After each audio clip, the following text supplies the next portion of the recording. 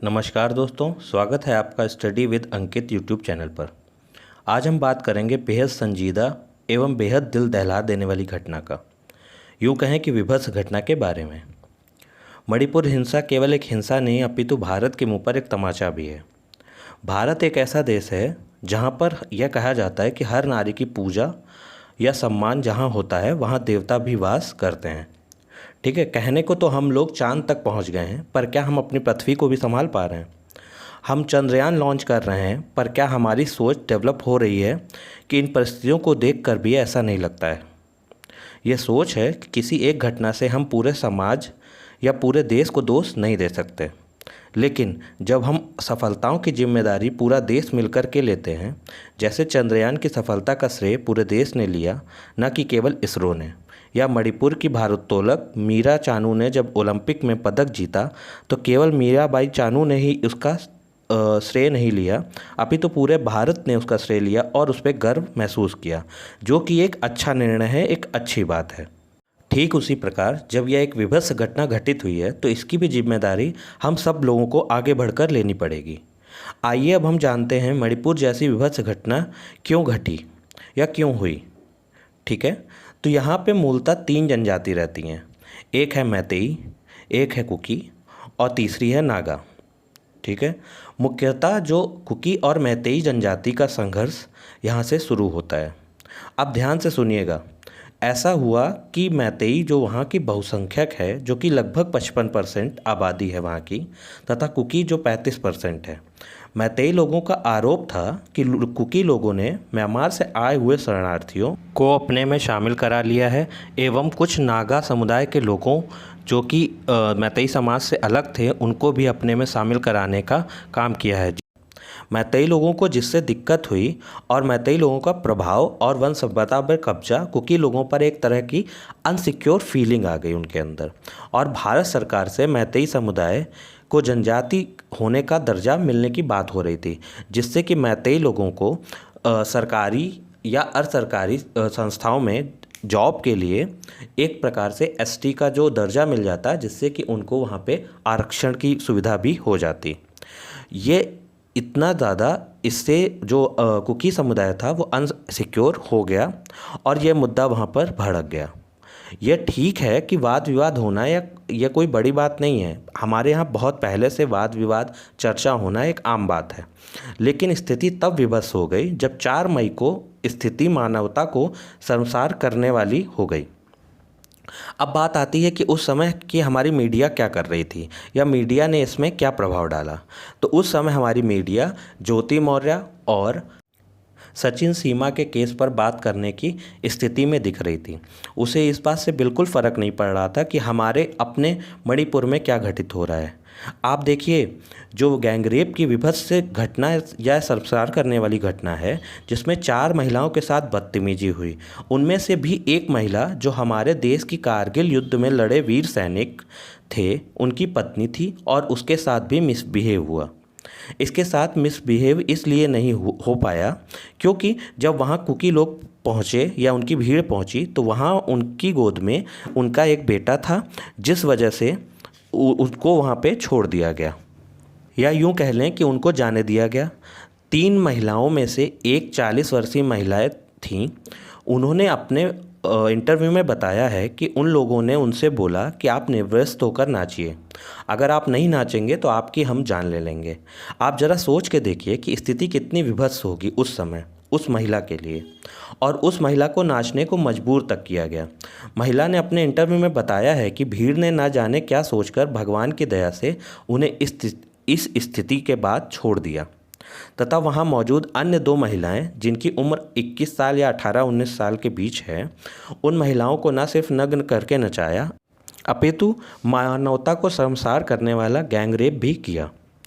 अच्छा, एक यहाँ पर मैं आप लोगों से एक निवेदन करना चाहता हूँ कि उस घटना की वीडियो का एक ब्लर इमेज जो कि कई लोग यूज़ कर रहे हैं, उसको यूज़ करना बंद कर दीजिए। यह गलत है। ठीक है, अगर आप देखें कि उस घटना से रिलेटेड आपको और कई सारा मिल जाएगा जिसका आप यूज़ करके अपनी बात रख सकते हैं, लेकिन उस वीडियो में एक महिला है जिसका चेहरा केवल ब्लर किया गया है, आप उसका यूज़ मत करिए। अब बात करते हैं सुप्रीम कोर्ट की। सुप्रीम कोर्ट ने इस घटना के बारे में क्या कहा या क्या किया। तो सुप्रीम कोर्ट ने घटना पर स्वतः संज्ञान लिया है, पर इस निर्णय को लेने में सुप्रीम कोर्ट ने काफ़ी देर कर दी, क्योंकि यह घटना आज की नहीं है। यह घटना लगभग मई महीने की 4 तारीख की है। तो उससे लेके और आज तक अगर सुप्रीम कोर्ट ने संज्ञान नहीं लिया, जब पूरा भारत इस घटना के शर्मसार हो चुका है, तब जाकर सुप्रीम कोर्ट ने इस पर संज्ञान लिया, जो कि मेरे हिसाब से काफ़ी लेट फैसला था। ठीक है, उन्होंने लिया और उन्होंने सरकार को एक आदेश जारी किया कि आप इस पर जल्दी से जल्दी संज्ञान लेकर एक रिपोर्ट सौंपें, नहीं तो हम अपने हिसाब से कार्रवाई करेंगे या निर्णय लेंगे, जो कि एक सही फैसला है।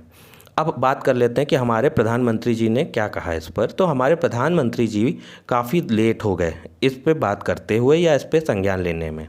लगभग 70 दिन बाद उन्होंने केवल इतनी सी बात कही है कि अपराधियों को कड़ी से कड़ी सज़ा मिलेगी, बस इतना ही। ये मेरे हिसाब से बहुत ज़्यादा या बहुत कम कहा जाने वाला वाक्य है। ये कोई ऐसा वाक्य नहीं है जो कि किसी भी घटना पे कोई भी व्यक्ति नहीं कहेगा। आप इस पर एक ठोस कदम उठा करके ऐसा कुछ स्पष्टता से बात रखते जिससे कि आने वाले समय में मणिपुर जैसी घटना को कोई करने या होने की सोचता भी नहीं, और उस पर न्याय लोगों को मिलता या उनको विश्वास होता। हम बात करते हैं मणिपुर हिंसा का क्रूर व्यवहार, जो मैंने ऊपर पहले बात की है। देखिए, मणिपुर हिंसा का जो क्रूर व्यवहार है, वो जो घटना जो मैंने अभी आपसे डिस्कस की थी, वो हुई है कब? 4 मई को। ठीक है, ये शर्मसार करने वाली घटना 4 मई को हुई है। उसके बाद इसकी शिकायत लिखी गई है इसके 14 दिन बाद, यानी 18 मई को शिकायत इसकी लिखी गई है। ठीक है, अब देखिए 18 मई को शिकायत हुई है, 4 मई को घटना हुई है। अब इसकी जो FIR दर्ज हुई है वो हुई है 21 जून को।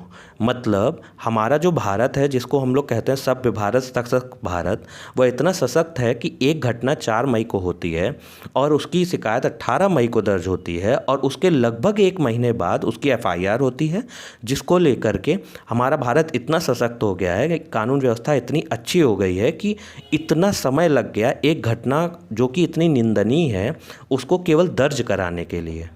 बात यहीं तक नहीं रुकती है। उसके बाद पुलिस प्रशासन हमारा इतना मजबूत है कि ऐसी घटना के बाद 77 दिन तक कोई भी गिरफ्तारी नहीं हुई।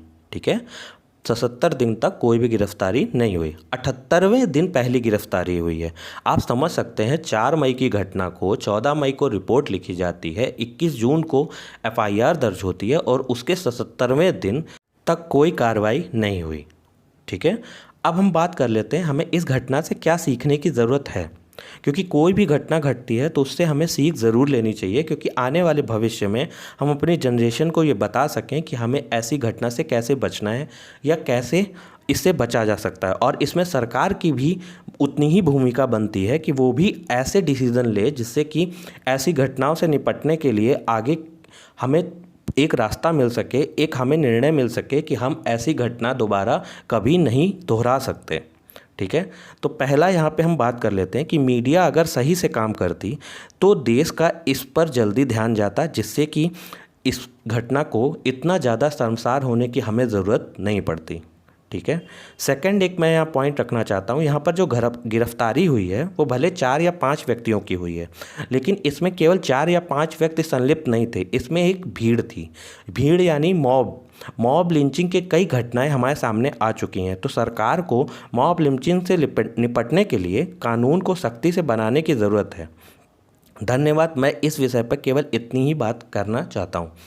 आशा करता हूँ आपको ये वीडियो पसंद आएगा। अगर आपको पसंद आए तो आप इस पर अपनी राय ज़रूर कमेंट बॉक्स में लिखिएगा। अगर आपको वीडियो पसंद आए या आपको इसका नेक्स्ट पार्ट चाहिए, आपको इस पर डिटेल डिस्कशन चाहिए, तो आप मुझे कमेंट बॉक्स में ज़रूर लिखिएगा। मैं आपके उसके बारे में कोशिश करूँगा कि नेक्स्ट वीडियो जल्दी से जल्दी प्रोवाइड करा सकूँ। अगर आपको वीडियो पसंद आएगा तो लाइक शेयर ज़रूर करिएगा, जिससे कि लोगों को इसके बारे में इन्फॉर्मेशन अच्छे से हो सके। और मेरे चैनल को सब्सक्राइब कर लीजिएगा। मैं आपको ऐसी कंटेंट या ऐसे ही इन्फॉर्मेटिव वीडियो ज़रूर प्रोवाइड कराता रहूँगा। धन्यवाद।